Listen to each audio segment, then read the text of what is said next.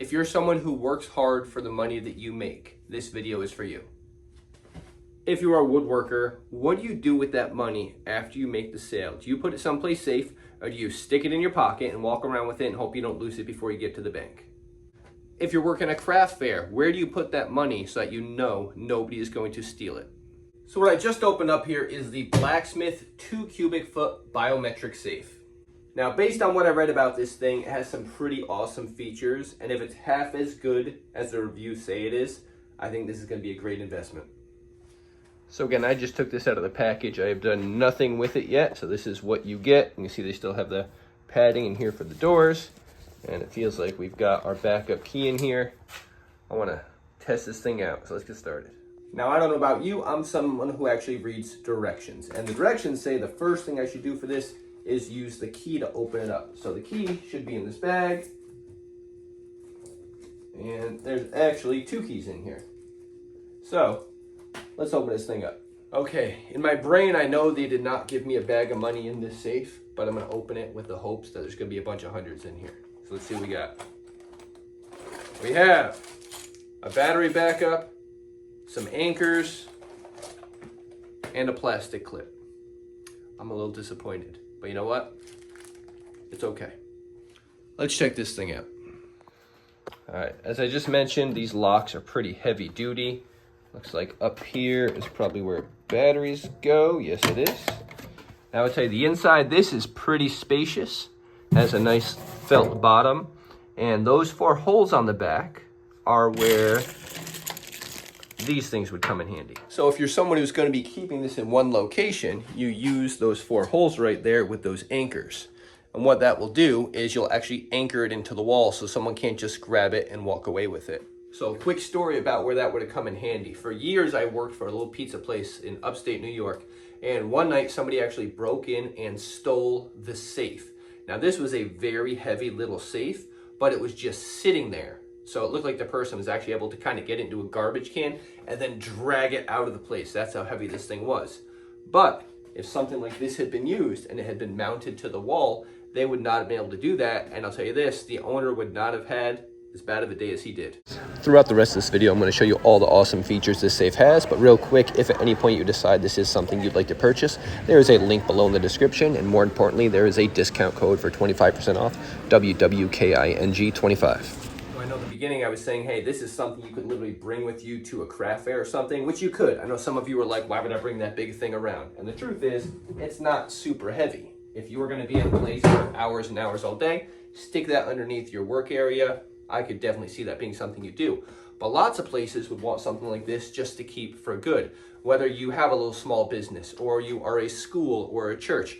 I'll tell you, the school I work at, the safe that they have, they call me down once or twice a year and they say, hey, we need help fixing these batteries.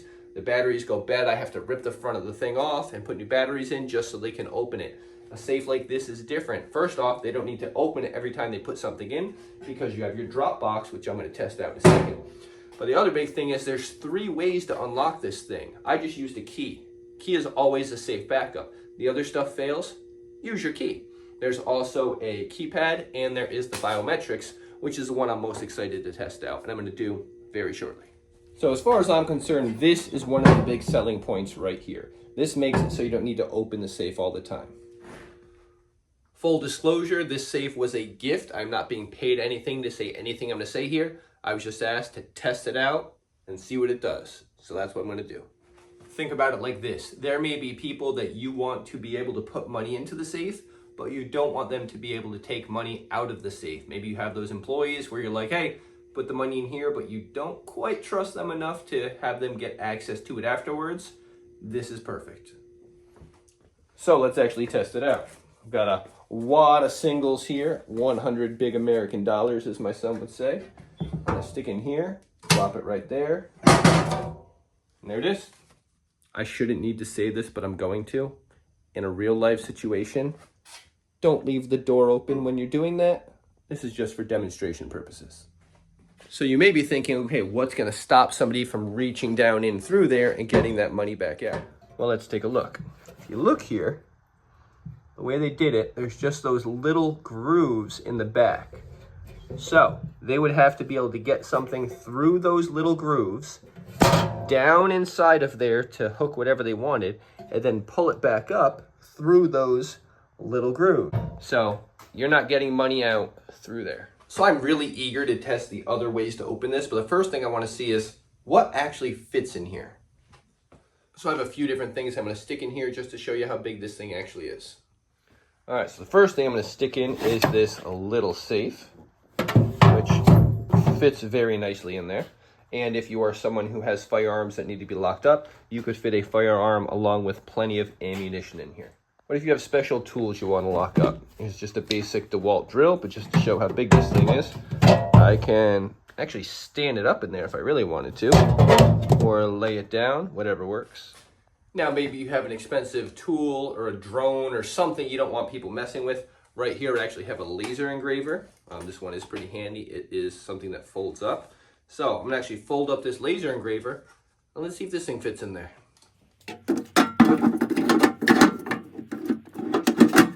It does. Literally just fit a laser engraver in there.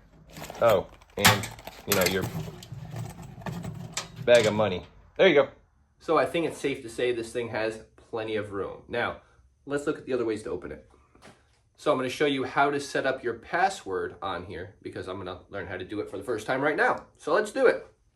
So it looks like I'm supposed to take the 4 batteries and stick them in this cover right here. So that comes off, and I'll stick in my 4 batteries.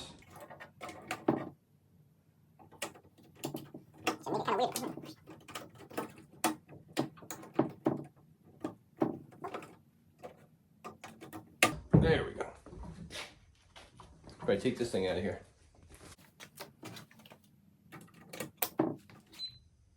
Oh, okay. So once I touched it, it kind of lit up. Now, 1, 2, 3, 4, 5, 6, and boom. Boom. There we go.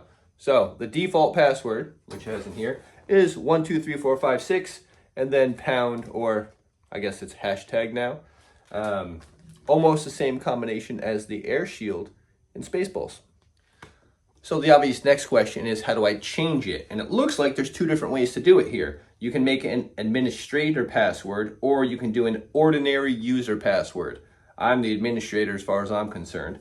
So what it says here is, after the door is open, touch and wake up the keypad, press 0 twice, and then press the settings button, the green button, and then enter a 3 to 12-bit password and press the key.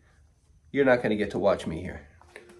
Okay, I'll be honest with you, this took me a minute to figure out because the directions were kind of confusing, but let me show you how this works. So I used the 1, 2, 3, 4, 5, 6, pound, hashtag, whatever. I opened the safe up. It was open. Now obviously it was open. Here, let me do this. I'm not gonna put in my new password in front of you, but it was open like that. All right, so it was officially open. Then what I did is I hit 0, 0, and in the directions it says 0, 0, and then settings button, which is green. And you look, and there's this settings thing right here, but it wouldn't light up. So what I did is I pressed 0, 0, and then inside the door, there's that green button. And I held that button for a second, and then that lit up. Then I just entered my new combination with the hashtag, and now I have a new code. So that took me a second, but I got it. So I'm up to 2 ways here. I can enter the code, or I can use the key. Now let's look at the one I'm most eager to test out, which is the biometric feature with the fingerprint. So I'm going to show you this, but I'm going to take a second to read this. It says, after opening the safe, press the green button, number 3. That's that button I just showed you a second ago on the inside of the door here. It says, press that inside the box briefly. After hearing 2 short beeps, the settings light will turn on, which is what it did for me before. Again, that settings light is the one here. There's a lock symbol, or an unlock, a lock, and then that setting symbol there. And then it says, the same fingerprint needs to be, I assume it means depressed 4 times. It says be pressed. I'm going to assume that's a typo. And so you do it 4 times, and then it says 1 more beep followed by a long beep indicates successful registration. So 3 short beeps. Wait, there we go. Yeah, 1 beep and then a long beep. It says if you get 3 short beeps, it failed.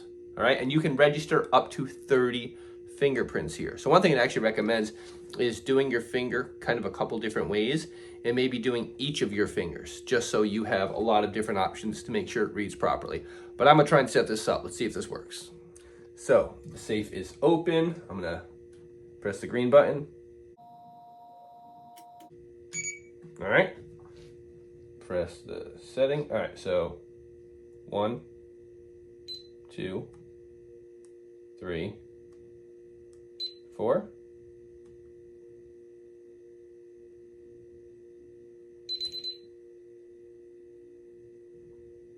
I don't know if that just worked. I didn't hear a short beep, long beep.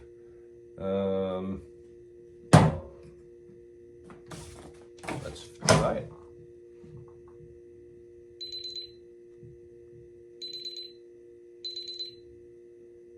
All right, so I don't think that worked. Let's try that again. Let me hide my code from you real quick.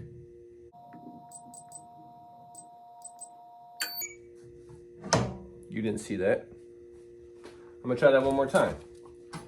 Press this button after registering. Open the safe. Fingerprint, open the safe. Press this. After I hear 2 short beeps, settings will turn on. Same fingerprint 4 times. All right, green button. 1, 2, 3, 4. That sounded better. So each beep meant it picked it up once. So now, let's see if that worked. Boom! I'm so excited about that. Another cool thing about the safe, apparently it has an alarm feature. And I could just tell you about it, but I think it's gonna be way more fun to actually try it out. So I'm gonna read real quick what it says, like abbreviated version, and then we're gonna try it out. But basically you put it into alarm mode, and I'll show you how to do that. It looks like basically you just hit the star key, and then it says it will beep, and that puts it into the mode. And it looks like there's 2 ways to set it off. Incorrectly entering the password 5 times will set the alarm off, or it says if it's subject to vibration, so somebody's shaking it trying to get it up, the alarm is supposed to go off. So it looks like once the alarm starts to go off, you have to enter the correct fingerprint or password, and then after 5 seconds, it will shut off. If you don't, it'll go off after 60 seconds, but it will stay in that mode. So basically, if they enter a password wrong again, or if they start to shake it, it'll go off for another 60 seconds. So let's try it. Now, I'm not gonna lie, I'm a little nervous. I don't know how loud this is gonna be, and I don't want my wife to freak out inside. So let's hope this isn't too crazy. So I guess I'm going to lock it. Then it said press the star up there. It beeped and then the keypad shut off. That's what it said it was supposed to do. I guess I'll shake it. Whoa. There it is. All right, so I shut the alarm off. And I unlocked it. That is pretty cool. So if you remember when I opened that bag at the beginning, there was this little plastic piece. What this is for is to actually cover the keyhole. So if you look over here, it has those 4 little slots there, and they line up with those. Try and do this with my left hand. It just goes in, and then boop, covers it up just like that. So now you don't even see a spot for the key, but if I slide that back, I can take it off, and there's my backup way to open it. So my personal thoughts on this safe. This thing seems amazing. I highly recommend it. I'm gonna use this again for my personal inside safe because I have some stuff I wanna make sure it stays protected. But this is small enough and light enough where you could take it and bring it to a site where you're gonna be doing, you know, any kind of business, selling crafts, woodworking projects, whatever it is, and you need a mobile safe. At the same time, it is strong enough to be at home. If you use those anchors that came with it and you bolt it into the wall, nobody's gonna be stealing this thing unless they can literally rip those bolts out of the wall.